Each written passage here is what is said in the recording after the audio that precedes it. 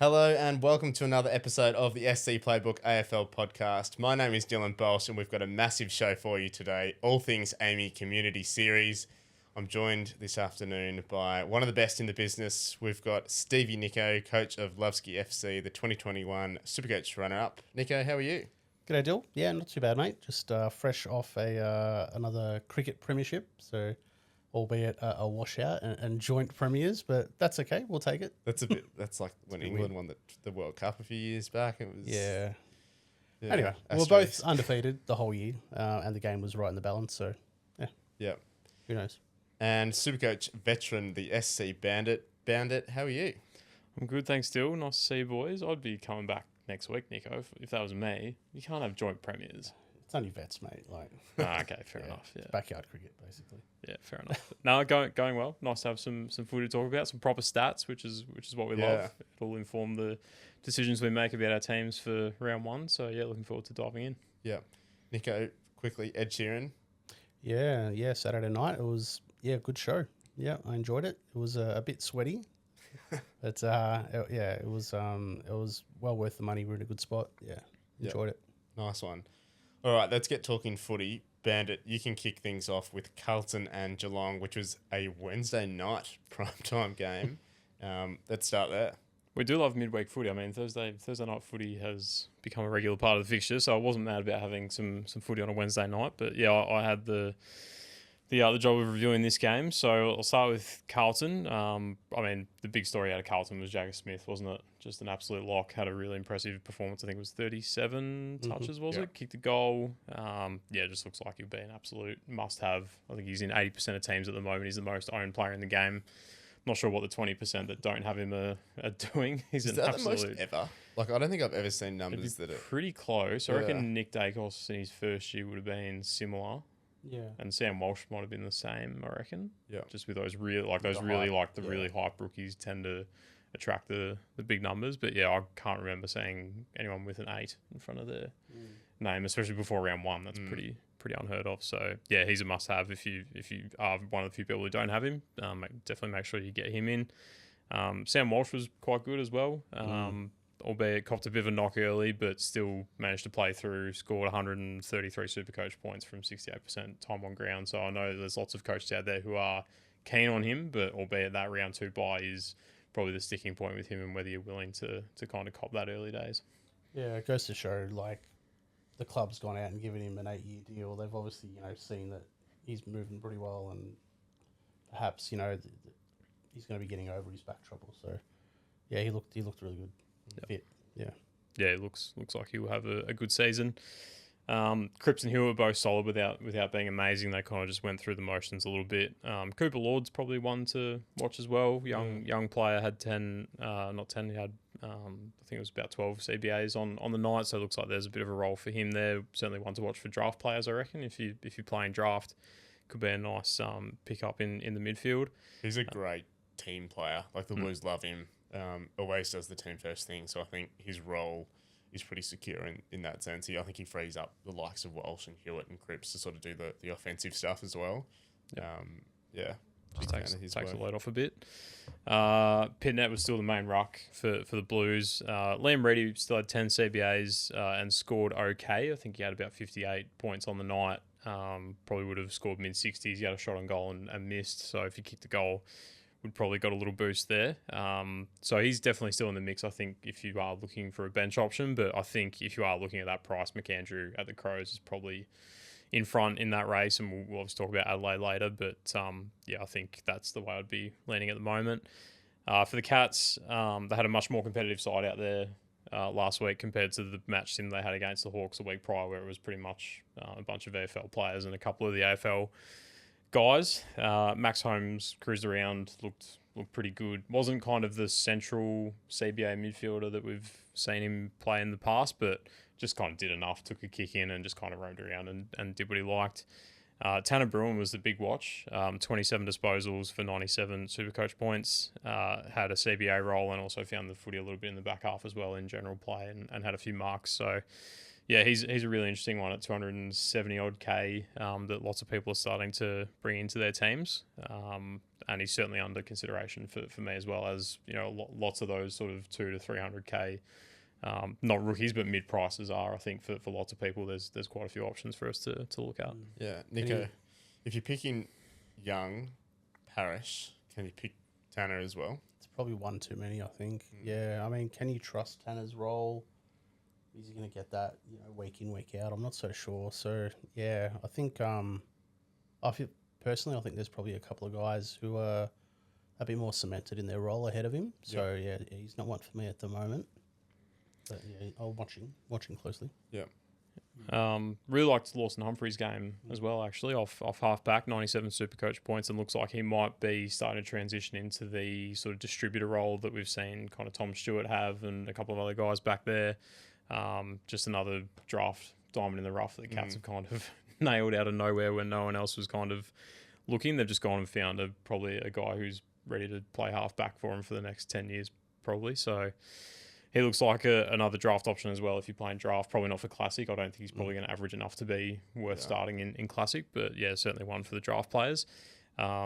And not much else to report out of the Cats, to be honest. They did have a few rookies running around, but they didn't really perform that well. And the job security for most of them is pretty questionable. So, not much to report outside of that for the Cats. A couple of Blues rookies I want to ask you about, Bandit. Wade Dirksen. Yes. As a 99k option, I think he's got about 80 in a key defensive role. Yep, remiss of me to miss him. Do you think he's there round one, though? Like, they've got Wiedering to come back in. Lewis Young played. McGovern sort of around the mark. There's a few guys that sort of competing for a couple of spots. Yeah, it's a tough one, isn't it? They've got Dirksen, Wiedering to come back, like you said. Haynes, McGovern. There's quite a few options there for not just key positions, but sort of your intercepting third talls as well. So, look, I think he showed enough. It's probably between him and Lewis Young, I reckon, for that sort of second key defender spot, whether they think Dirksen's done enough. He played, for what it's worth, he did play on Shannon Neal for the first half of the game, I think, until Neal went off injured. So that kind of says to me they're willing to trust him with the big job. Jeremy Cameron didn't play that game, so Neal was kind of the focal point for the Cats up forward. So they clearly put him onto the opposition's most dangerous key forward. So I think that does say something. But yeah, I think it's definitely very much a watch and act. I think like he's definitely in my team for the minute, but.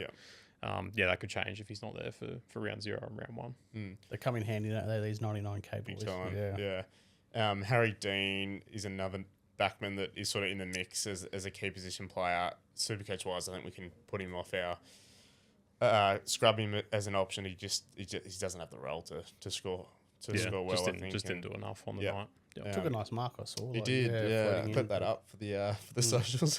Better pump this guy up. And Nico, just on the rucks as well, Bandit mentioned that McAndrew is kind of the clear cheapie option.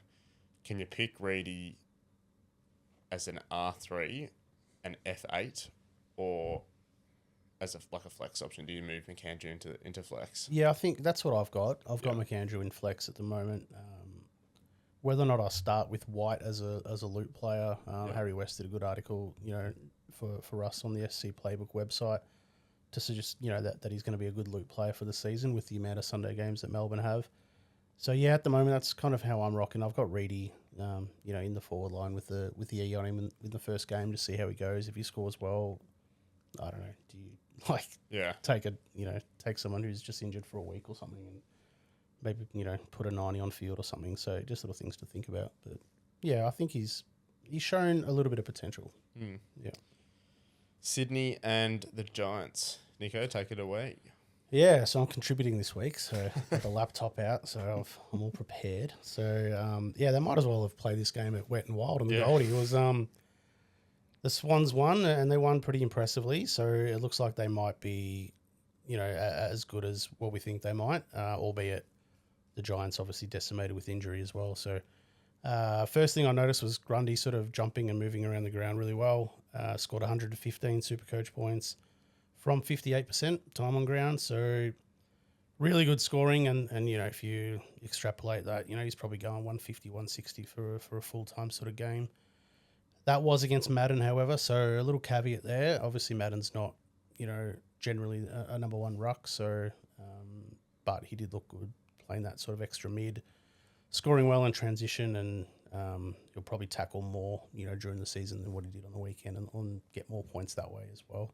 And expose the ruck rule ruck that roll was loophole hilarious. that no one even knew about. Greg Swan came out and said, "Oh, we actually didn't think of that." Yeah. Couldn't believe they admitted to that. But goes to anyway, show that was he's quite obviously funny. done his homework around the new rules and trying to find ways to exploit them. So Gordon was a bit of a story out of this one. Subbed out early with an ankle knock, a bit proppy after he kicked a goal early in the match, and they just put him straight on ice and should be all good for us to select, I think, anyway, moving forward. So no need to worry about that one. He'll be fine, I think, is the news. So Yep. Sarong played on the wing, which was not what we really expected, I don't think. Almost like Richo days, back, running a tall guy running around on the wings. You don't see it too often. Scored 79 Supercoach, so it could be a safe player for us to either stick on the bench or perhaps even play on the field if he's going to keep that role. So, happy to endorse him. He played a bit of wing at Box Hill, didn't he, Bandit, back in the day?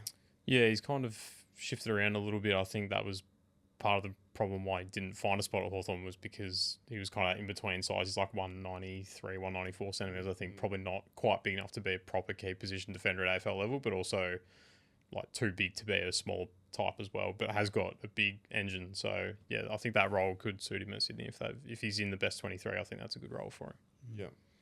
Yeah. Mills, Blakey, Heaney, they all did enough. If you're a fan or if you've got them in your team, there's no reason to jump off those guys. They all looked pretty good.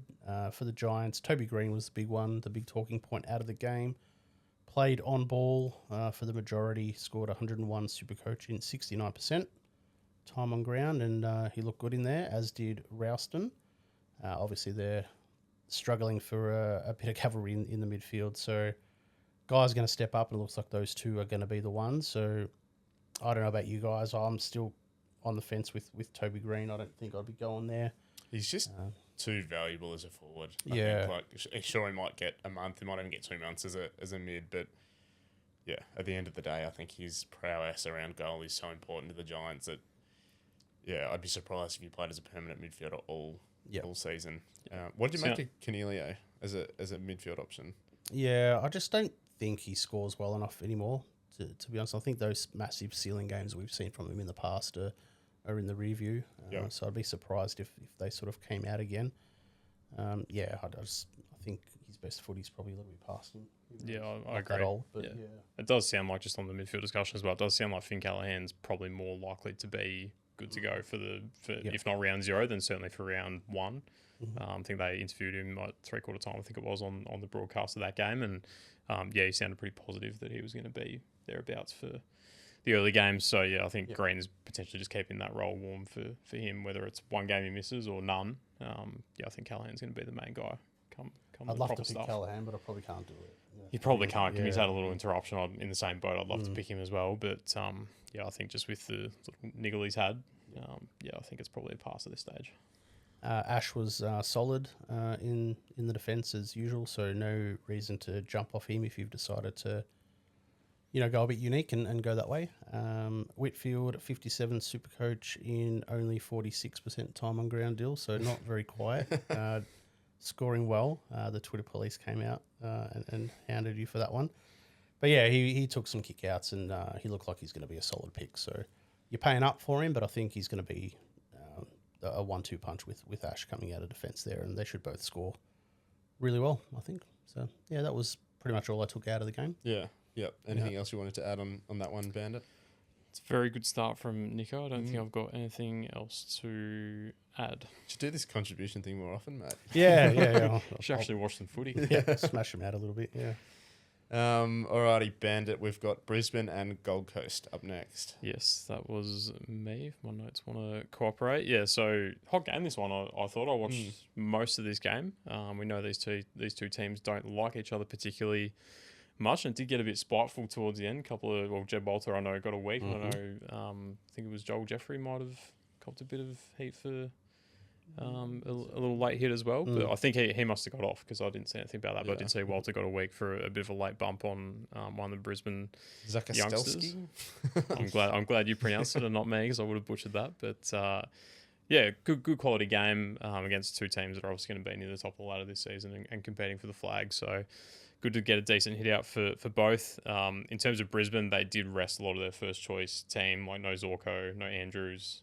A bunch of other players didn't play either. So just bear that in mind that, you know, a lot of these scores aren't particularly accurate because they'll just be guys who aren't in their best 23 for round one. So in saying that, Lachie Neale was just outstanding again. Looks super fit. You know, given the off-season he's had, you wouldn't think it's affected him too much from his football point of view. He might feel like he's got maybe something to prove after the things that have been written about him over the off season. So I'm sure he's got some extra motivation there. But looks like he's gonna have another great year.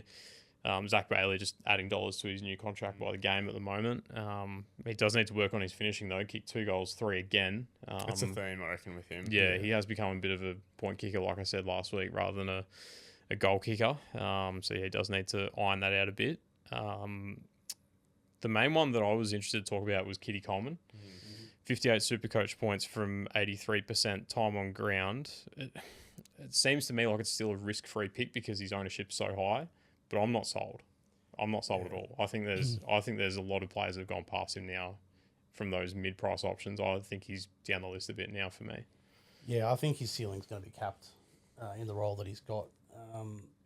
Yeah, I thought it might be all right, but yeah, looking from what we saw on the weekend, I think he might just be going around that sort of 60 to 80 range for at least the first kind of month of footy, perhaps. So, yeah, elevated price. Yeah, it just feels like you're going to have to fix it at some point. I'm not sure that he's got the scoring or the role to produce at a high enough level for long enough to get you that 150, 200k price rise. So I think I'm cooling on him too. Yeah, I think the role is just a big concern for me. Like, you look at other guys in similar price ranges like Tanner Bruin, like Lockie Blackiston, like Caleb Windsor. They've all got really clear roles in their teams. And even though their scoring potential is all probably similar, you just know what you're going to get from them from a role point of view week in, week out. Like, Blackiston's going to be a ruckman.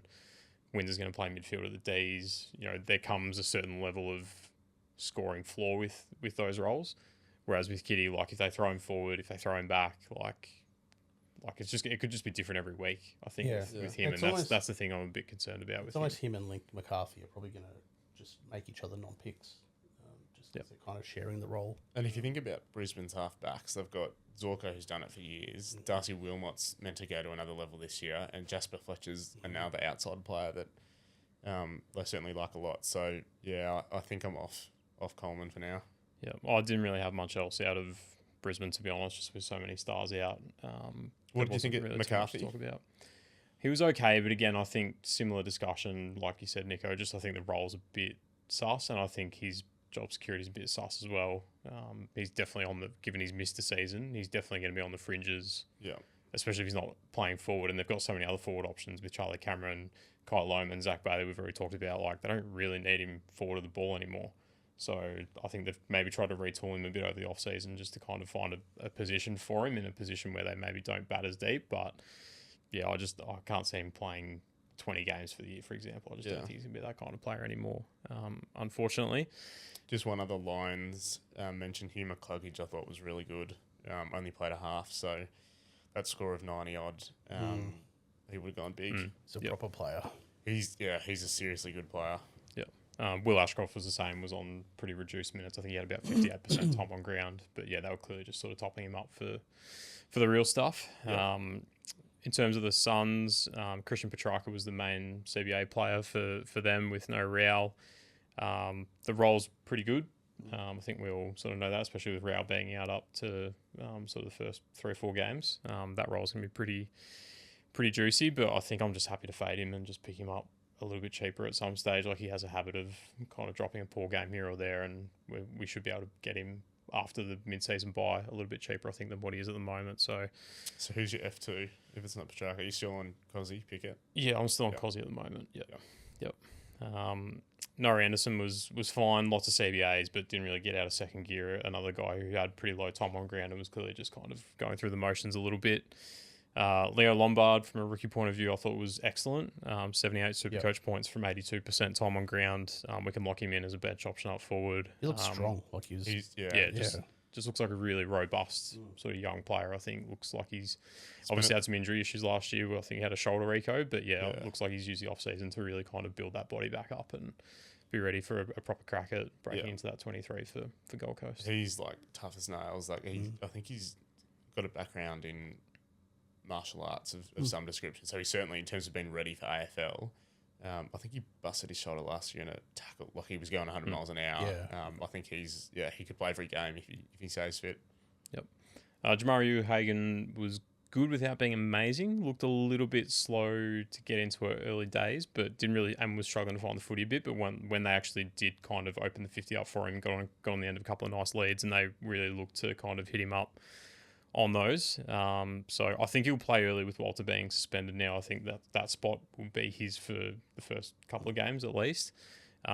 But I'm just not sure of his long-term prospects still, and the scoring capacity is a bit sus as well. So I think at over 200k, I'm pretty happy to let him go for now. And Ezekiel was probably the other one that lots of coaches have looked at over the off-season. 67% time on ground for 41 Supercoach points. Don't know. I just don't know if he's going to be in the Suns' best 23 to start with. And even if he is, he could play a game like that, and all of a sudden he's going backwards in price. Could do like a Sid Draper did last year, where starts at high 100Ks, and then he's actually going backwards to a lower rookie price because he's had so many low scores. So I'm pretty happy to let him go now as well. Yeah, my question with Yuland is, I think you're right that it feels like it's him, Lockie Weller, and Sam Closey on the wing. And Ethan Reid's still to come in as well. Yeah, actually, that's a really good point. I forgot all about him. He's just too good of a player, I think, to not be in the team. I feel like they're going to find a way to have him in there. That's just a gut feel. It's not backed by any numbers or anything, but I haven't written him off just yet. And we get a free look at him in opening round, really. If he pops and gets 80, you probably pick him. If he gets 40, you probably pass. So yeah, he gave away a couple of free kicks, and he still had decent contested possession count and stuff. But yeah, just probably needs to clean up a few things. Yeah, I'm probably just sus on the roll, I think, to be honest. Yeah. Back to me. Cool. Yeah, that was it. Sorry for Gold Coast. Sorry, just zoned out a bit there. Yeah, let's dive into Melbourne and Richmond, Nico. The Lightning game. Yeah, the Ballarat weather turned it on. Yep, it was abandoned before three-quarter time, so brilliant. Good decision, I thought, by the AFL to schedule a twilight game at a venue with no lights. But yeah, anyway, well, they're building the lights. We're very critical of the AFL so far. Scores were a little skewed from this game, kind of as a result of of the abandonment. So just take the scores with a little grain of salt. Having said, Caleb Windsor caught my eye. He had bulk CBA numbers. Chiefs boy scored 121 Supercoach, 85% time on ground, and with those sort of bulk CBAs, I think it just goes to shows that he's probably going to be in there, come the opening round. So he's going to get his chance. And he showed promise as a pick. So thought he looked good. Max Gawn did Max Gawn things, so he's found his way back into my team after that. So 112 Supercoach, but he only had like 40 Dream Team or something I saw. So it was, and only 2 kicks. So he obviously did quite a lot of work or scoring in in his ruck craft and that kind of thing. So yeah, I think he's going to be fine as a selection for us. We'll probably touch on the rucks a bit more later on. Cozzy and Steele did enough, if you're a fan, I thought. So no issues sort of, picking those guys moving forward. On the other hand, Latrell, probably not enough, I think, especially at a slightly elevated price there. So looks like, the role that we don't really want to see in Supercoach. So happy to suggest that you stay away from him. The other thing was Rivers looked all right as a bit of a smoky for draft play. I don't know if he'd go there in Classic, but I thought he did really good things, had a good game. So I think he's a smoky. On the Richmond side of things, the main one was the injury to the young lad Cumming, which was not great for him. Obviously went in with a bit of a shoulder thing, was already strapped and copped another knock and might go into surgery, but the word is 4 weeks at the moment for him. Hopefully a nice downgrade option come upgrade season for us. Gibcus, probably a pass for me at the moment. I think just the low scoring potential, I think, from him, and also the same with Lawler, who played probably a bit more forward than what people would have hoped from him if they were going to go there. So I think those guys are a pass. Grill looked good, 57 super coaching, 67% time on ground. He looks good for a debut match, I think, in round 1. And the last thing was Jaden Short. Obviously, the preseason machine. Yep, I talked you out of him last. One of the ultimate burn mans, Jaden Short. 128 super coach, which will no doubt suck in some casuals. I think so. Don't do it. Yeah. He's on the never again. Bandit, a few little news tidbits. John Newcomb got a week for a dangerous tackle on Ed Richards. The Hawks will challenge that, so fingers crossed he gets off. Harry Schoenberg also got a week for a gut punch on Logan Evans, I think it was, at Port Adelaide. So that's not great for his Supercoach prospects. Silly boy. And Sam Cumming, as you mentioned, Nico, looks like he'll be out for a month or so with that shoulder concern. Now, guys, we're extremely excited to announce that we've partnered with Mountain Culture Beer Co. to kick off the 2026 AFL Supercoach season. If you've been living under a mountain and missed the memo, they're rated Australia's #1 brewery, winning the prestigious Gab's Hottest 100 Craft Beer Award with their Status Quo Pale Ale for the 4th year on the trot. We're extremely grateful to be supported by the best craft beer in Australia while talking AFL Supercoach. If you're keen to give it a crack yourself, head to www.mountainculture.com.au and use the discount code MountainCulture4Pete to receive a 10% off beers with your first order. We've got to get onto Tim and get some for the set here, I think. You love a paid promo for a segment, don't you? Cool. Back to the footy.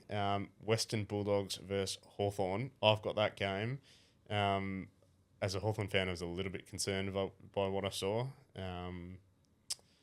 From a Dogs perspective, I think Bontempelli just showed his class. Like, I think you have to pay top dollar to get him, but if you're happy to do that and you can find the salary cap, I certainly won't knock that pick. He's in my team at the moment too. Tim English, Nico, I want to ask you about him. He dominated Meek, who actually, in the past, has had the better of English, but yeah, he looked really good.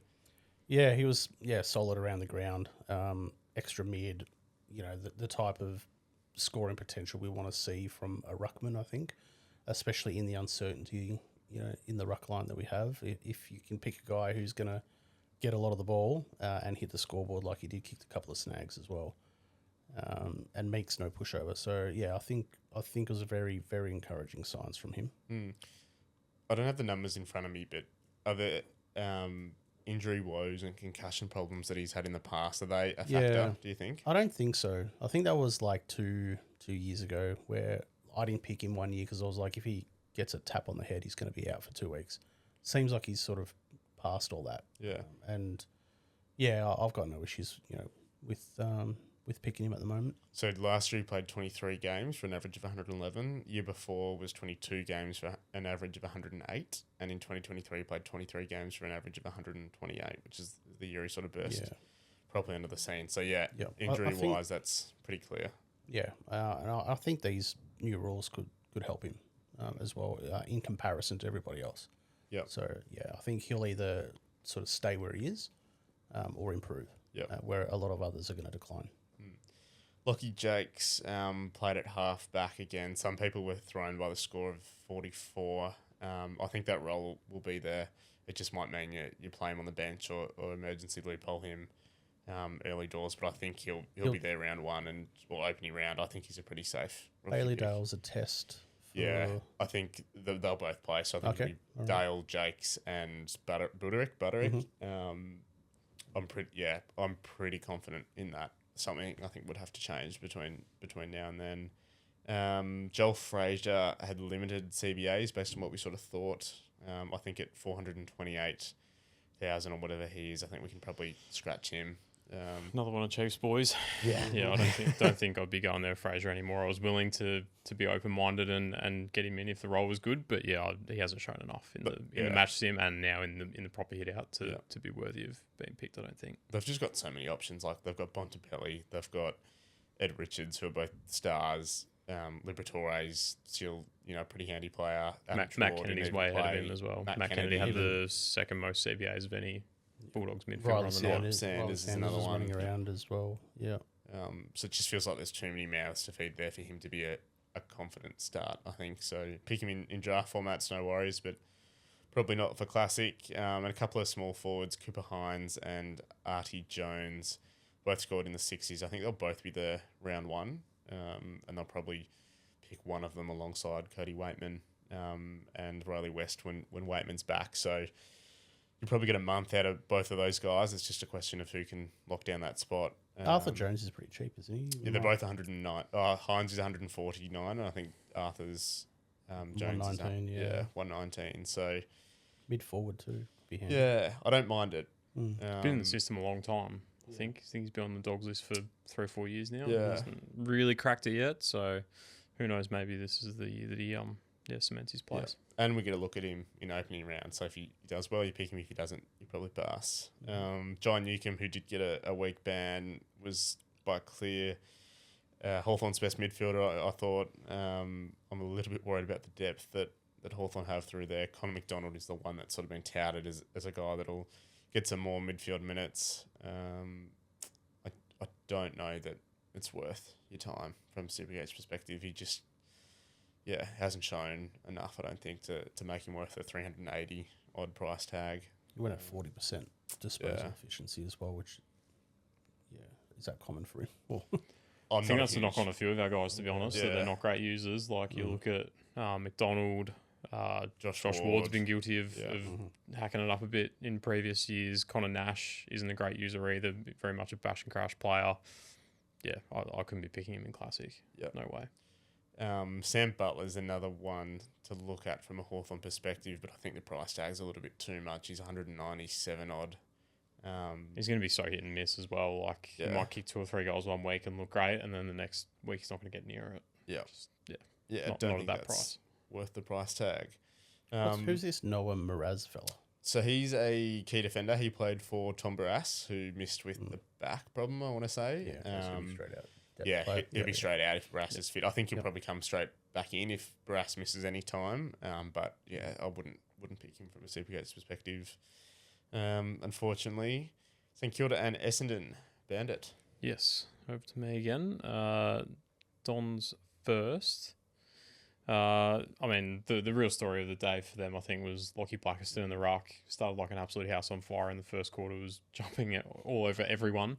I think he had about 45 points at quarter time, but really did fade out of the game as things went on. It was quite a wet day in Ballarat on the Saturday, so not a great day for the Tall. But yeah, I think the drop off that he had across the game was probably a little bit concerning. I think just the fact that he scored 40 points and then went unsighted for the rest of the day, more or less, was a little bit of a knock. I'm probably just wondering if it's going to be worth starting him, given I'm not sure how much money he's going to make. At best he's probably going to average mid 80s, maybe 90 at a push. But I think the fact that he was the Essendon's number one ruck on the day and didn't crack 90 still, I think probably just leaves a few question marks on his ceiling as a Supercoach option. Does it factor into your thinking at all that he was up against De Koning and Marshall, who are probably two of the best pair? They're probably going to be the best 1-2 combo in the game. I think. I reckon that in terms of the balance they both provide, in terms of they can both play ruck and they're both really good forwards as well. I think that's going to be a real weapon for the Saints this year, rather than compare that to a Hawthorn, for example, who have Meek, who's really good playing the ruck but not as good playing forward, and Chol, who's better forward but not as good in the ruck. I think there's a few teams that are like that. They've literally got 2 guys who can do both without any issues. So yeah, you might factor that in a little bit. The one thing he has got going for him is he'll get DPP at round 6 probably, assuming he gets to play enough games in that time. He'll get DPP, so he'll be defender ruck, which is probably not a great dual combo. But that's probably something that's going for him as well. For a flex position. Yeah, it might be right for a flex if you're willing to stick with him until their mid-season buy. That could be a play, but yeah, I'm just not sure. At 295k, he's gonna have to make at least. He's gonna have to get to 500k to be worth it. I think, which is just I can't see him doing that. To be honest, there's one def ruck in the game at the moment. Any So guesses? Zane. Yeah. The Zach Brisbane- Estelsky from the Lions, who yes. is not Yeah, going to well, be he there. wasn't too bad. Yeah, he won't be there round one, though. Yeah. Jeez, they threw him in the deep end against the Suns. Go and play against Jared Witts in your first look at it. That's a tough gig, but we might see him down the track at some stage. I barely saw Darcy Parish in the first term of this game. He went unsighted for the first 25 minutes, I reckon. Didn't see him at all. Did work his way into it eventually. Had the second most CBAs on the day for Essendon, so the role is there. If you liked him before the game, no reason to jump off. I think he'll be a fine pick. That was probably the worst. I mean, that we probably see. Hopefully, going at 47% with the ball. Yeah, hacked it up a bit. Yeah. It was a pretty crappy day weather-wise, so they're not always going to get that. He should get to 500k. Let's be real. Like he'll average mid-90s. Should get to 500k. Pretty easy flip to a genuine primo at some stage. So no hesitations in picking him if you like him. Dyson Sharp was also good. 63 Supercoach points from 76% time on ground. Looks like he'll get an early season debut. So pretty happy to call him a lock for a bench spot in your mids. Jacob Farrow I thought was just okay. Had a couple of nice moments here or there, but probably a little concerned now that he might not be in Essendon's absolute best 23 over the course of the season. Yeah, I think he's borderline. Probably needs like a stretch of 7 or 8 games really to kind of maximise his cash generation. I'm not sure he's going to get that early days. So, yeah, he's a bit of a watch for me. He's found his way out of my team for the time being, but can bring him back in. But, yeah, I just think, there's a lot of guys that he's competing with that are similar players. Your Zach Johnsons, who was really good on the weekend. Yeah. Angus Clark's another one in that similar mould, who's a bit of a distributor, I guess, and a outside type. He's going to be going up against those guys on the regular, so that's probably just a question of who they prefer, I think. He's certainly touch and go, isn't he? Like he might be there round 1, is he there round 5? Who knows? And vice versa, he might not be there round 1. He could be straight back in. So he's just going to be in and out a bit, I think. Yeah. I'm happy to back him for now and cross my fingers and toes. He's an easy flip. If we need to pivot to a lower price rookie, we can. He's 163k, so I'd rather a bit of room to move there. I'd rather start him at 160 than Sarong at 120 and have to find 40 than just tank 40. Yep, that's a good way of looking at it. Zach Merritt's role is a bit of a watch as well, I reckon. I kind of put this in our contributor group chat on the day, but had 10 CBAs, had a couple of kick-ins. I'm really interested to see if they keep using him in the role that he has been previously, where he's like, he's been like their best player for let's call it 5 years now, as the number one mid, like the guy who's getting 30 every week, lethal by foot. But he just didn't really look like that on the weekend, and it looks like his role's changed a bit as well. Like just wasn't in the centre bounce as much. They're giving opportunities to other guys. Are they backing him? Are they going to re-sign him or not? Like, there's all this talk that he's going to re-sign at Essendon. It's like, well, he's still your best player. Like, you can't let your best player rot on a forward flank or a back flank taking kick-ins. Like, just use him the way you were using him before. Like, that'll be a really interesting one for me, just to see if he's going to play the season out like he wants to and then request a trade again, or if he's going to re-sign and take a reduced role on field, which, if I was him, I'm not sure I'd be that happy with. But anyway, that was just not sort of Supercoach relevant. I don't think he's an option in Classic. I just don't think the scoring is going to be there for him this year with the other mouths that they're trying to feed in that Essendon midfield. But yeah, from a broader point of view, I think that could be an interesting story to kind of keep tabs on throughout the year. I mean, it'd be a handy DPP if he plays 40% forward in the first 6 weeks, and then you can pick him as a forward at round 6.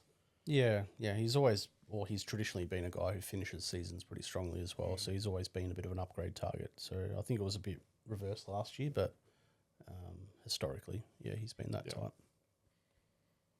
Yep, that was it from that game. I didn't really have. Sorry, I haven't done the Saints. What am I about? Missed the best player on. Naz was quiet. I reckon to go.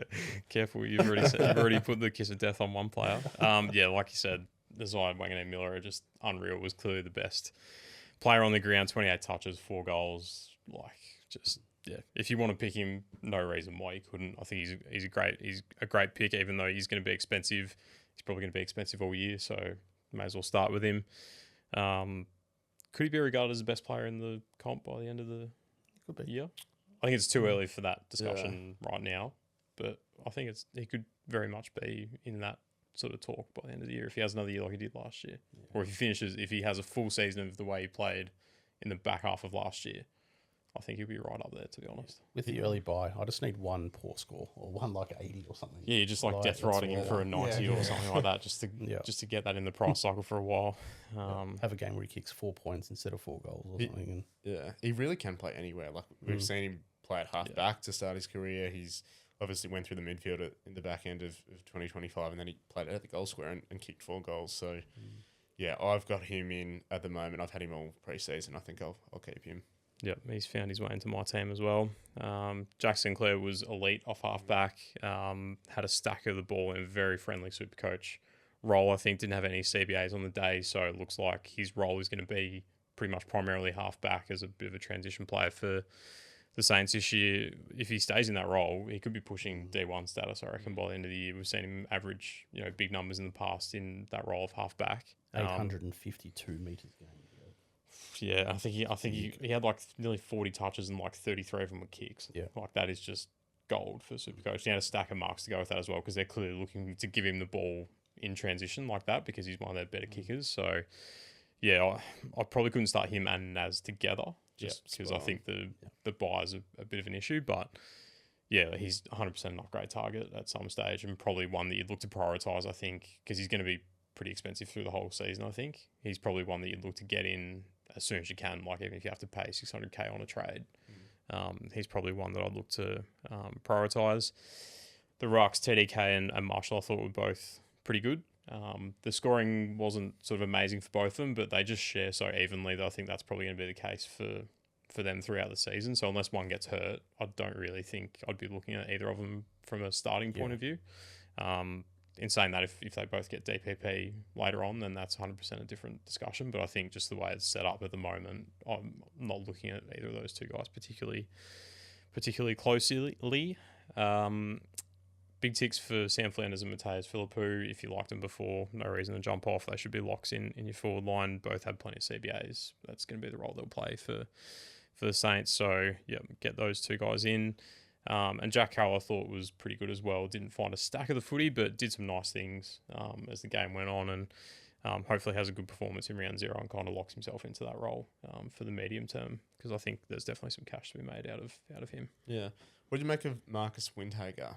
Played a bit of defence. I like him coming out of like this tagger role and actually finding the footy himself. I think there's potential for him. So he scored 133. He's 444,000, but he's mid only. Yeah, I don't think you can pick him in Classic, but if Great he's draft available option. in draft, Super draft option as a lower sort of mid option for sure. Yeah, yeah. Played mid and back, had 8 CBAs and 3 kick-ins as well, which is interesting. Yeah. And he scored pretty well at the back end of last year as well when he stopped tagging. So. Yeah, he's another one that signed a deal at the back end of last year. There was a bit of conjecture over where he'd be playing his footy this year, and he committed. Yeah. Just one other thing on Sinclair, he can start seasons slowly. Like last year, he had I think first 8 rounds, 50 of them were sub tons, and 50% were like decent, good 140s or 150 scores as well. But he has generally had a niggle though in the preseason, and then gone a bit slower in the first early rounds. So. I think that just puts me off just a little bit with him. Yep. Probably one more, again, not for Classic, but for draft. Kyle Langford, I thought was pretty good for the Dons as well. 283K in Supercoach. So he's probably another one of those guys who you'd probably look at, but if he was in a better team, like if he was in a Gold Coast or a Brisbane and was coming off an injury season like he had last year and was that price, you'd be like, yeah, I'm pretty keen, because he has been in the past like one of those players who's been sort of mid 400,000, but he's another one I reckon who could definitely improve on what he showed last year. Another one of Charlie's boys. Obviously, if you throw enough darts, you might get one. Archie Roberts seems like he could be okay potentially as well. So had plenty of CBAs on the day. Scored 97. 97. Yeah. Again, I just don't know about the role long term. I think there's probably a few guys who take points off him. And at that price, he's not super inside. Like I think with a Parrish or a Merritt, if he's in there, like they win their ball on their inside. Whereas I think he's one of those guys who will need to be. Though he relies on those guys getting the ball to him rather than going to find his own footy a bit. And that price is just so awkward. And that price is sticky for me. So probably not. But yeah, good draft option, I think. Fremantle and Adelaide, I had this game. I sort of came into it hoping that Hayden Young would struggle and then I could cut ties with him. And he's a gun. But he was, I thought he was just about there to He's spire. back in your team. He has to be. He's back in my team. He's back. He's back in my team. Yeah. Yeah. I've gone Good. Young the first week, then Yeah. Parrish, and now I'm back to Young. Yeah. He was great. Scored 116 Supercoach points. I reckon he had like 8 clearances or something. Like he was just a beast. 8 clearances, 13 contested. Yeah. I'm pretty happy to lock him away I reckon you could roll him at M4, 5 or 6. He's my M5 at the moment. But certainly happy to pick him. Lachlan McAndrew was the number 1 ruck. Eye test wise, he didn't dominate by any means. Like Mason Cox rucked for the Dockers alongside Jackson. But McAndrew scored 91 points, which is pretty positive, I think. He's my R3 at the moment. I might find a way to get him into flex because I think that scoring potential is so good. But he's the clear best cheapie ruck. Flex for you, Nico? Yeah, he's in flex for me. Yeah, at the moment. So, yeah, look, I didn't watch this game, but from all reports, like I think you boys were a bit shocked that he got up to sort of 90.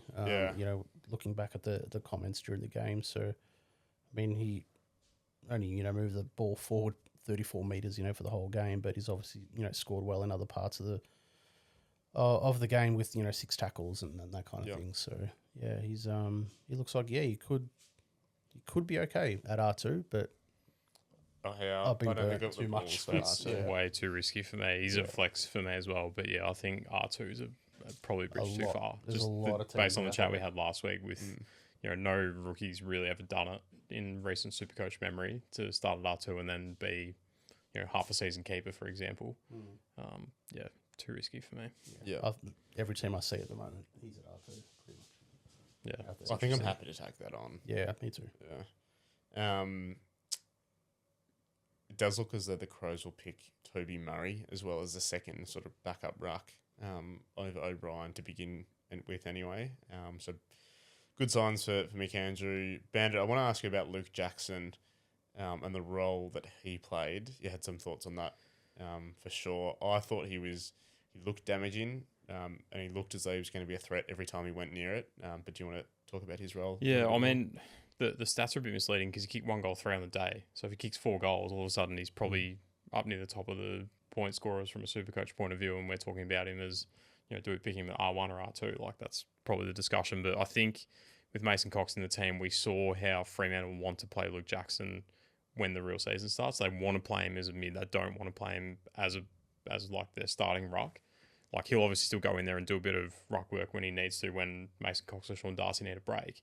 But they primarily want him in there as a centre bounce mid, and then maybe he drifts forward when the ball's in general playing can be a bit of a threat down there as well. So I think in that role, that's definitely not as appealing from a Supercoach point of view because he scores better as a number 1 ruck when he's the sole ruckman in the team more or less, and he's getting a chop out from a Voss or Tracy or someone like that. But he was in my team as of a couple of weeks ago, but I think with what we saw on the weekend was really an indicator that Freo are dead serious about playing him as a mid, and based on that, I just can't see how you pick him. I don't think he's got the ceiling that he does as a ruck. I said this a while ago in our sort of private threads that there really needs to be an injury to Shrek or to Cox to have him as the number 1 ruck, and then that's where you see his ceiling. Yeah, well, they've probably stiffened that line now they've got Cox. Yes. Like, he has been a number 1 ruck at times for Collingwood in the past when Grundy or Cameron had been injured. So, he's probably got more barriers to being a number 1 ruck now than what he has previously. Yeah. Speaking of Fremantle's midfield group, Murphy Reid looked really good. He sort of still pushed into the contest a fair bit. I don't think I'll go there as a Supercoach option. Again, awkward price, and I'm not sure that role will be consistent enough for him to be worth your time. But certainly a great player to watch. Caleb Sarong did everything you'd expect him to if you were into him, as did Jordan Clark at halfback. Couple of Crows that I had my eye on. Josh Rochelle certainly had that midfield role, scored 90. Again, it feels like that's a little bit maybe like I don't know if it's like Connor McDonald at Hawthorn, but it's a role that he might have for the first 2-3 weeks. then once you get Rankin back, Jordan Dawson will be firing on all cylinders. I don't know that role will be consistent enough for long enough to make him a worthwhile pick. Trap. Yeah, Trap I think of the it's a year. trap as well. Absolute trap of the year for me. Just will not have that role when Crows have their best 23 up. Yeah. He just won't be. He'll be in the mid rotation, but not to that level. Like he had 18, had the most CBAs of any Crow on the weekend. He's not going to be that player. No, he might get like 20% or something when the real stuff starts. He might have. Yeah, he'd be lucky to get 20 or 30 CBAs a week, I reckon. Yeah. In terms of percentage. Yeah. Mm-hmm. Charlie Edwards played a lot of midfield time in that game. He's 119,000 as a defender midfielder. I don't think he'll be there round one, so it looks great. Hopefully downgrade target throughout the buys, but I'd be surprised if he was there round one. The other name that we've all sort of had our eye on was Braden Cook, 158,000 forward. It's a weird role. Bit of time on the wing, bit of time at half forward. It's just like it. Actually, I watched it and I thought, he could be the bloke that comes out when Rankin is back, or when a few of these other guys that didn't play that game. I thought the hype was that he was going to be half back or something. Wasn't that the hype? But didn't see that. Yeah. No, it was certainly a lot of the second half in particular. It was half forward. Kicked a good goal. There's just too many question marks. Like as you said, he played on all three lines. That role isn't locked in by any means. I think you just look elsewhere for something. Speaking of half back, Rory Laird just keeps getting it done in the preseason. He used to be one of my favourites. One of the Supercoach goats. Yeah. Rory Laird from back in the day. Another one whose role has just changed a bit over the last 3 years. Like he went from half back to inside midfield to an outside player. What's his price in Classic? Oh, look, he's got a premium 5'9". price. He's pretty exy. Like you can get Nick but Blake he's got for that less. halfback. Yeah, he's got that halfback role though. I think so. No early buy appeals as well. Yeah. I'll upgrade to him if he's fine. Yeah.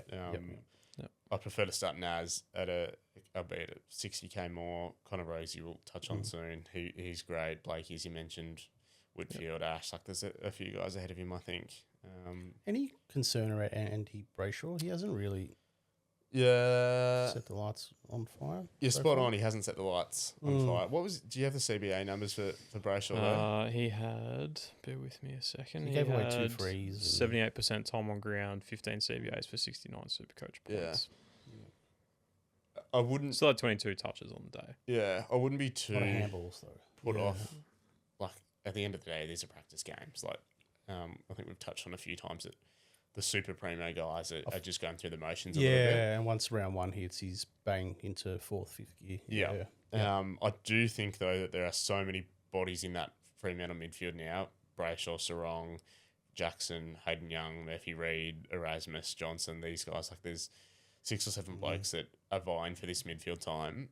I don't think I would start Brayshaw in terms of Classic. There's enough question marks there for me. Maybe Jackson. Not at his price. Yeah. Take a bit of the pie away from him. And I mean, Sarong's probably the one that has been spoken about in the same vein as Brayshaw for a number of years. I'm happy to just leave that, watch it for a month, and go, okay, this is how it's shaping up. They need to do something different, Freo, don't they? Yeah. Like to improve on where they've had a couple of mid-table finishes now. With this list, like they want for nothing. Like they should be in the top 4 this year, realistically. And if that means they need to throw some more guys in the mids, like Murphy Reid, Luke Jackson, Hayden Young, like they all offer something a bit different. Like they're all different players to each other. So high impact players. Yeah, exactly. That might be exactly what they need to just go that next level. And if that means Brayshaw has to take a slightly different role at times and Sarong has to take a slightly different role, then so be it. Bolton's another name that they've rolled through there in the past too. Like, I think it's certainly won't knock him as a draft pick. But in terms of Classic, I don't see why you'd bother. Yeah, I haven't moved on him at M3 for a very long time, but I'm just starting to have some doubts. So, Yeah, the price is sticky, isn't it? Like you could drop 50k in the first month, and you're on your backside chasing primos that have gone up in price. He might average 108 for the season, which if he ends up, that might be 12th best mid, but it's not going to cut it this year, I don't think. Yeah, I think you probably want to target the top end guys. North Melbourne and Collingwood, Nico. Yep. So that was a bit of a windy one. Ballarat again. Yeah, Ballarat again. Yep. It looked dicey for North in the second quarter. They went down by 5 goals, and I thought, oh, gee whiz, because Collingwood rested heavily in this game. Came out during the week that there was rumblings at board level as well, so the heat was on. Yep. So North were just about at full strength as well. So I thought, geez, like it's not looking good for them, but they did turn it around and managed to win the game by a point. Going into this game, I had both Xerri and Cameron in my ruck line, so I was very interested to see sort of how that sort of panned out. They battled it out, and nobody really won, I don't think, in that battle. So they're both out now for me. But anyway, nil all draw. They've been sacked. And they're done. Yeah. So I think with both of them that they're going to tackle a bit more. I've sort of mentioned that. Go a little bit easier in these sort of games. So I think come round one, X isn't going to be having one tackle in a game. So he's probably going to have 10 tackles in the game. So still something to think about there. Can we just talk about Xerri a little bit here? All right. I need something definitive from the two of you. Is he a starting pick?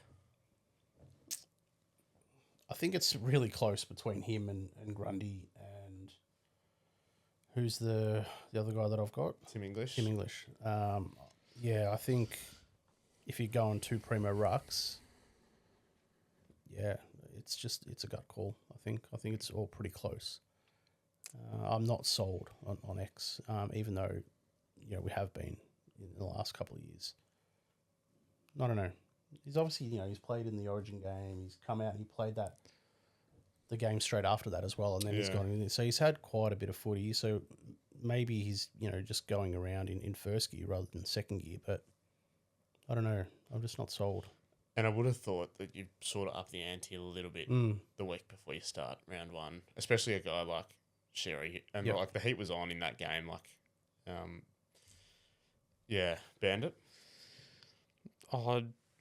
He's been in my team for most of the preseason, but I think as we've gone on, there's just the knocks on him have kind of piled up a bit. Like, we don't know how he's going to kind of acclimatise to the ruck changes. We've seen other rucks do a lot better on exposed form than what he has. I think the workload is probably a question as well. Like, I would question now why he played that match sim against Melbourne straight after the Origin game, and then he's backed up into this again. Like, he's basically had 3 weeks of footy under his belt now before anyone else has even got out of first gear. Like, Darcy Cameron hasn't been seen until now, and Max Gorman was the same. Didn't play the match sim. Played over the weekend, looked good, but he looks fresh. Like, are they just going to wear him down after 6 games, and then all of a sudden he's cooked, and they need more help in the ruck because he's battling to get through games? Like, I think that's and he is a bash and crash type of guy, so he is susceptible to that sort of stuff, even though it hasn't been an issue for him previously. But I think there's enough knocks on him now to look elsewhere, and I think the price is the main one. Like, if he was 630k or 20k or something like that, you'd be like, okay, well, he's probably not going to lose that much money if he starts slowly. Like, that's probably not going to be an issue, but he's nearly 700 grand. Like, these guys need to be a captain option for you every week, and we're talking about a guy who, on his best day is absolutely that, but I just probably question, are North setting him up to do that? And at the moment, I'm just not sure that's true. All right, counterpoint, because it sounds like you're both cooling on him. North Melbourne's opening 5 fixtures: Port Adelaide, West Coast, Essendon, Carlton, and then Brisbane. So there's no early bye. Some easy kills in there, isn't there? There's some really easy kills. Point of view. It's not huge competition. I've had Xerri all preseason at R2. I've had him and Gorn the whole way through. I don't want to run McAndrew at R2. So the only other options I have really considered are Luke Jackson, who we spoke about at length before, and there's enough question marks there. Brodie Grundy, who has an early bye, and I've got a couple of Swans in there already. And Tim English is sort of the name that we threw up as a wild card. But also has an early bye. Exactly right. Yeah. Part of me wants to back in Xerri to be the guy that we've known him to be for the last 2 or 3 years, to come out firing in that first month and to go at 140 and maintain that price. Flip side is he could tank 150k pretty easily if he has a rider or two. Look, the other thing is around 12 bye as well. Yeah. So you look at that. Just looking at my team: Rosie, Butters, Sheasel, Petrarca. Yep. You add X in as well. That's 5 high-end premiums that you're missing in that week. So I think there's enough to just suggest, look, maybe just watch and see. Yeah, I don't think I genuinely don't think there's a right or wrong answer at this point. We'll know after a month who was right and who was wrong. But at the moment, if you like him, like back him in. Based on what he did last year, no reason to jump off. But yeah, as we've gone on, I think there's just more and more question marks about maintaining that, that really high standard that we saw from him last year. I think that's a real make or break. Good chat, that one. Decision. Yeah. Absolutely. The other good thing that came out of this for our super coaches was the 99K Blamires. Tom Blamires, Blamires, okay. Seems to have cemented his spot on our benches with an 87 super coach. So did a bit of rotating off halfback as well. I don't know what impact McKerch is going to have on that when he comes back in, but I think if he's named to pick him, excuse me, yeah, 78% time on ground is high for a bloke who's just walked in the door. Yeah, doesn't say much about the other guys that were kind of in the mix. And he's tried and tested at VFL level, like he was a team of the year pick there. He's done it the hard way. I actually spoke to his coach before the draft last year as a mature age option, and he didn't get picked up, but he obviously made it through on the SSP list. He's a guy that's ready to go straight away, as we saw. I'm pretty keen on starting him on our midfield benches if he's there round one. I think that's a pretty big lock. Yep. Shees and Bandits boy, how do you? Looked good. So big scores, doing well. I'm losing my voice here. Okay. Oh no. Excuse me. Doverston was the other one that caught my eye. Yeah. So he 99 Supercoach. We're in the number 1. So I was like, oh, okay. He's looking pretty good out there. There was a couple of Joe the Gooses though. So a little bit of a watch on him still for me. I think he showed enough, but Screams slow burn. It's a poison role. Yeah. Like small forward in, let's face it, a team that's going to be closer to the wrong end of the ladder than the top. That's like 99 one week, could be 20 the next. Like classic, like saw Kako last year at Essendon. I don't see enough upside in that role, to be honest. Yeah, so I don't know, what more we can take out of this one. Foss looked all right for, maybe a bit of a draft sort of steal at the end of a draft, but Collingwood going in, with, Ned Long pretty much, leading the midfield line with Lipinski and Josh Dacos and Bo McQuarrie and stuff. So, we're not going to be seeing that, come round 0, but... Harvey Harrison. Yeah. He was a name that I looked at team picker days. I mean, he played option.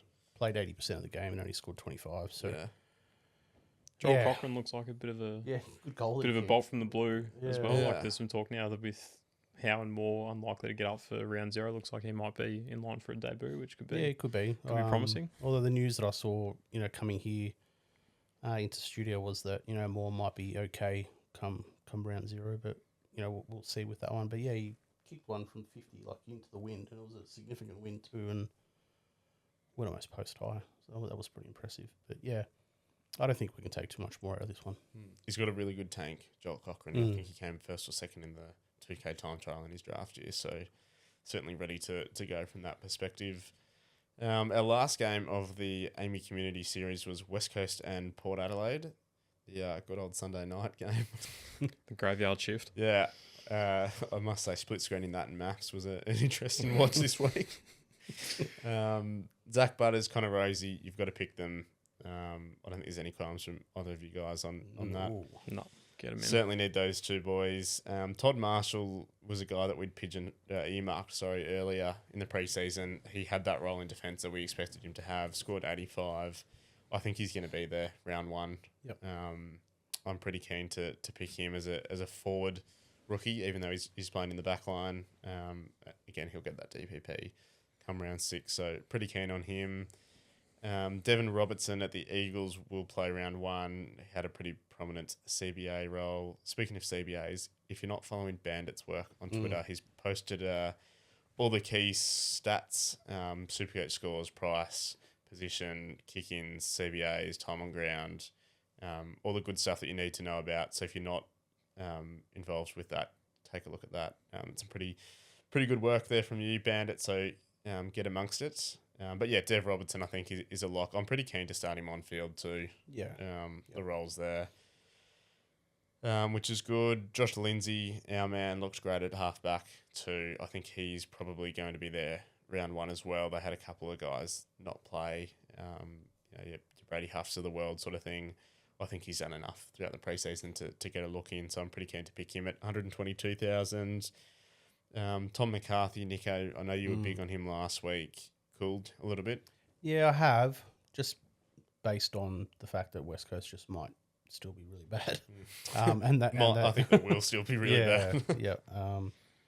And yeah, I mean, it's probably going to affect. Well, it will affect his ceiling as well. You know, as a player, because they're just not going to get that much of the ball or hit the scoreboard that much. So yeah, I've called on him a little bit, and he's made his way out for now, but he's still thereabouts. I think his role's going to be good, but it's just a lot of money, and it's a risky pick, and you don't want to be really doing that at 500k. I don't think. So.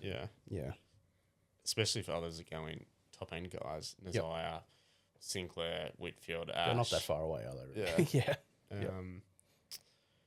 Willem Dersma was okay on the wing. He actually had a few CBAs too. I think he got up to 8. Bandit, correct me if I'm wrong, which I thought was interesting. Yep. He's in my team at the moment, A, because he has been for a month, and I don't like changing things, but B, his job security is elite. Only scored 49, so I think you can probably put him in a similar boat to like at the Yule and Gold Coast. Scope for improving though. You only went at 40%. Correct. With And the he ball. 13, and 14, kicked 2 15. points. Yeah. So if he kicked 2 goals, He's had he's probably scoring 65. Yeah. Yeah. And that's a trend. He's had a couple of shots on goal in the match sim last week and in the intra-club a couple of weeks back. I think the midfield rookies are a little bit scarce. Sharp, you can lock in. Jagger, you can obviously lock in. After that, there's not a lot else. Jack Carroll at halfback, you can probably confidently pick on the bench. Blamires, we just mentioned. He's there at the moment. It's probably actually pending team selection come round 1, whether or not there's others that you can pick for cheaper price. Certainly a watch, though. I think you were both pretty low on him last week. Yeah. Yep. Nothing's really changed too much for me. Yeah, same. Better options at cheaper prices. Such as? For Dersma. Yep. Take your pick. I think Grill at the Tigers for 30k less. Very similar player. Dyson Sharp, Jack Carroll, Blamires, who we just touched on. Like there isn't a lot of spots. If you go in Parish and Young, it's sort of M6, M7. I've seen some teams batting at, and then even Tanner Bruin potentially again as well. On top of that, you actually don't need that many rookies in your midfield line at all, to be honest. So yeah, I think that's just better options around. Yep, good shout. One rookie actually who caught my eye was Jack Watkins, who scored 77. I think he's well and truly fringe at Port Adelaide. I wouldn't get sucked into that. 23 CBAs though. Yeah, significant for a guy who's rookie, basically a rookie. That's not nothing, but yeah, I think with so many guys that they had to come back in, like Wines and Brody both didn't play. Wines and what's that missing? Wines and Bergman, sorry, didn't play. Brody's a bit of a talking point, not making the team. Yeah, Brody wasn't even in the squad, which probably just goes to show how far off he is from getting into this team. And I think his ownership's still like 40-something%. Like people need to update their teams before round 1, I think. Yeah, just on that, that's a good shout out. You can't pick Will Brody. No, not now. No. And even if he is named round 1, I don't think you could pick him either. No, he's a long way back in the queue now. I think we've seen now Port have kind of shown their hand a bit with him. And historically, he's been a guy that has struggled to break into AFL teams. So certainly cross him off your list if you haven't already. A couple of Eagles. Newton got hurt late, so I probably wouldn't pick him. He's a small forward at West Coast anyway, Jacob Newton. So I don't think a lot to be gained there. Harry Schoenberg got a week. He was pretty quiet, and Cooper Duff-Tytler only scored 39. I think he had 5 touches. I think you can't pick any of those 3. They might all be there round 1, but what about Finn McRae? I put him in the same boat as Will Brody. He didn't play.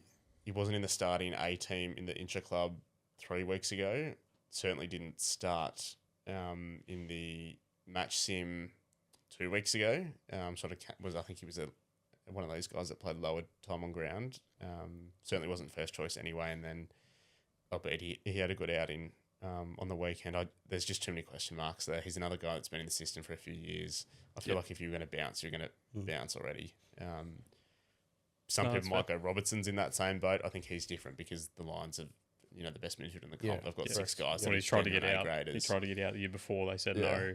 Tried to get out again. Only just got done pretty much on the deadline, basically. Yeah. So whereas Schellenberg, McRae, Brody, these guys have been in the system for a long time and struggled to sort of leave an impression. So yeah, not for me. I think he's in 45% of teams or something though, McRae, which is a lot. A lot of early team picker teams in that one. I reckon that'll drop down a bit. I think once we get closer. Yeah. Want Francis? Oh, don't pick him. I don't know what he scored in that game. He scored 90 in like 90, kicked 2 snags. Josh Carr's come out and said he's going to play forward early, or a lot of forward time early. I was sitting just because we traded him in and out 1,400 times. You traded him in and out. And to be honest, 40 times. We could have that conversation again in 6 weeks, and we'll be like, Horn Francis is a great option. He's got forward status. He's fit. You watch. We'll all be jumping on once he gets DPP around 6 because he's played 60% forward. But yeah, don't pick Cooper Duff Tyler. I think a few people got sucked in by he scored 60 or 70 fantasy in the match sim a couple of weeks back. That role is just toxic. Yeah, 39 with a goal in there. Yeah. Don't understand that.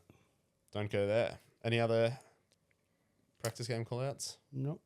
No, should we dive into some listener questions? Let's do it. Mm-hmm. First one, Bandit, I'll send this your way. Sakuna asks, what's the main difference in building a team for overall rank versus playing for leagues? So they're in an 18-team league that starts at round 3, I believe. Yep. And plays throughout the bye rounds. Yeah, it's an interesting one, isn't it? We haven't really talked about league strategy to this point because it is a bit niche, I guess. Like most people will either play for overall competition, they just want to get as high rank as they can overall, or they play draft, and Classic isn't really their thing. So league is a bit different, where you obviously buy into a cash league normally for the season. Winner either takes all or most of the cash prize that's on offer by the sort of competition facilitator. But yeah, I think the fact that that competition doesn't start until round 3, your strategy changes a lot in terms of picking your starting team. It means you can pick guys who have already had their bye in round 2. So we're talking Brisbane, Carlton, Collingwood, Nick Dacos, Hugh McCluggage. These sorts of guys are probably guys that you want to pick because they won't have that early bye that someone like a Marcus Bontempelli or Errol Goulden will, for example. So that's probably something to bear in mind with that. And generally speaking, as the season wears on, you'll want to have more of a focus on picking players who will be more of a strategic point of difference for you compared to the opposition teams that you're playing. So you'll get a bit of a look week to week at who those teams have got. And you'll just have to find point of difference players to kind of work around having sort of double ups when your matchups come around for that. And the trading's a bit more strategic as well. So, if it looks like you win a head-to-head matchup really easily at one point, if someone's struggling with injuries or whatever, you might not need to trade that week because you're like, well, I'm looking pretty rosy here. I shouldn't need to trade. And the flip side is also true. If it looks like you're going to struggle, then you might be forced into trading and trying to force an upgrade to kind of close that gap a little bit. Really good point on the round 2 players. Like that's you'd be targeting them for sure in your starting ones. The other thing you might think about, it's a bit annoying that Rankin has got that little injury, but your opponent in round. Sorry. Yeah, but he's definitely missed the first game. He hasn't over the preseason. Yep. Your opponent in round 3 might have like a Petrarca in their forward line, and if you've got a Rankin, you're a primo there up you go. on that week. Yep. So little things like that you can think about. Before we do continue with the community questions, make sure you get involved with our Supercoach Playbook Unlimited League. The code is 721987. It's a $1,000 cash prize if you're a subscriber. If you're not, it's a $500 cash prize and $500 to the top rank sub. So get involved there and make sure you get around the Supercoach Playbook bundle. You get all codes, just $2 a week, access to the Discord, premium articles on the site, club previews, team reveals. Bandits went up a week and a half ago. It's changed a heap since then. It's now obsolete. Yeah. There'll be an updated version though, between now and round 1. Harry West, you mentioned, has done some really good stat analysis pieces too, so get involved there. Nico, our man DVG, asks, Luke Jackson appeared to play more mid-time than ruck. Are we concerned that Mason Cox played so much ruck? So we touched on Jackson. Yeah. I've seen some people pick Mason Cox as an option as well. No. Yeah. No, I have dead set. I wouldn't be doing that. Yeah, I don't know. Look, is Mason Cox going to have that role when Shrek's fit? Like, I don't know. He's probably in Shrek's shoes at the moment, maybe. But they've obviously, traded for him for a reason. And we've seen that, as Bandit said, they want to be playing LJ as a mid. So, yeah, I think it is concerning. We've already spoken about it. And, look, I think you just sit and wait with him. Yep. You're not going to be getting those massive 150, 60 scores, I don't think, early. So, no harm in seeing how he goes in the new role. Yeah. Bandit, we sort of touched on this before as well. Thoughts on Trent Rivers' role and his performance in the preseason game? Had a lot of CBAs. I really like him as a breakout player, and I think we all look at Windsor. We've spoken about Langford. Skills obviously come in there because Pickett's another name we've mentioned. I think he could get a big boost out of this exodus at Melbourne. I don't know that the boost would be big enough to make him a starting pick. Yeah, I won't sort of regurgitate what we said before, but yeah, I think, like you said, nice player. He's probably that middle player between a Jack Steele type who's probably towards the end of his career versus like a Langford and a Windsor who are probably still more in the younger brigade. He's I'm not sure how old he is, he'd be mid-20s, I reckon, but certainly experienced enough to kind of take on a bit more responsibility in that team. Role looks good. Again, don't think he'll be a classic option. I just don't think, like you said, the boost is going to be enough from a scoring point of view for Supercoach. But yeah, I think in draft he's a great option. Yeah. All right, this one's for both of you. Brendan asks, can you rank your top 3 200 to 300,000 options, and how many in that range will you look at starting?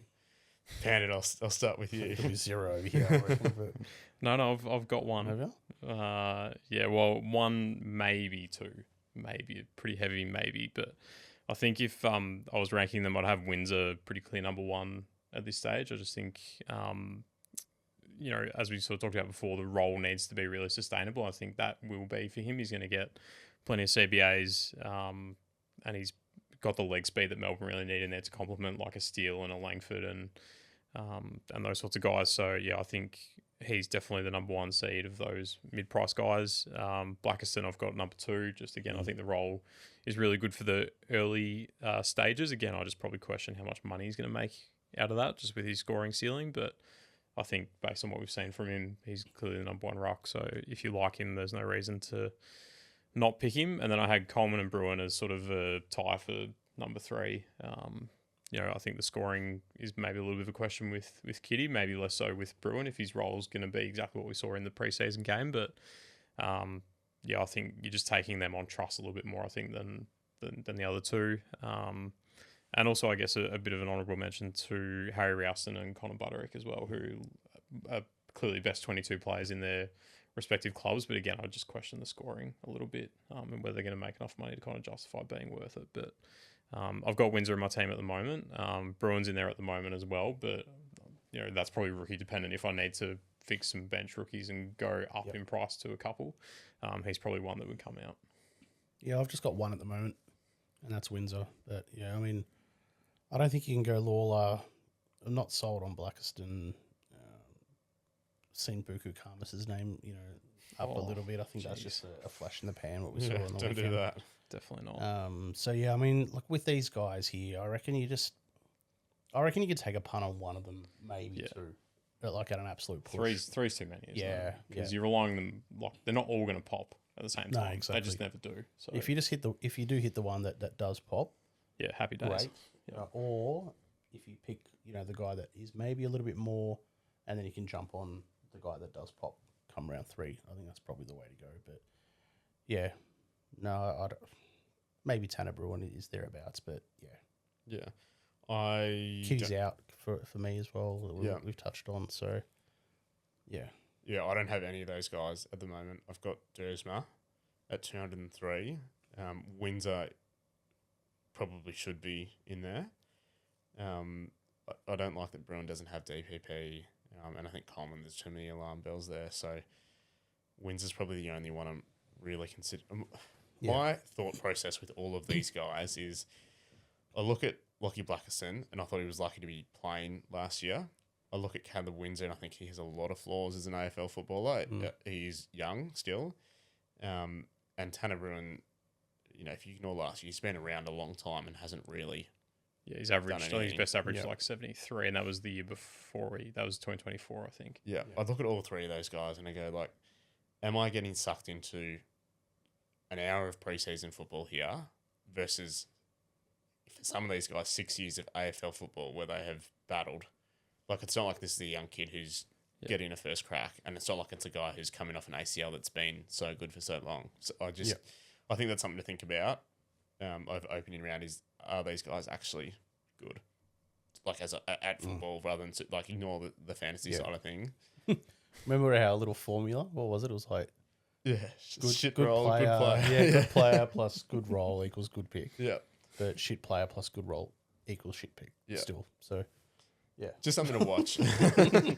I think Wins is probably the one who, yes, he's been in the system for 2-3 years now, but had a few injuries last year.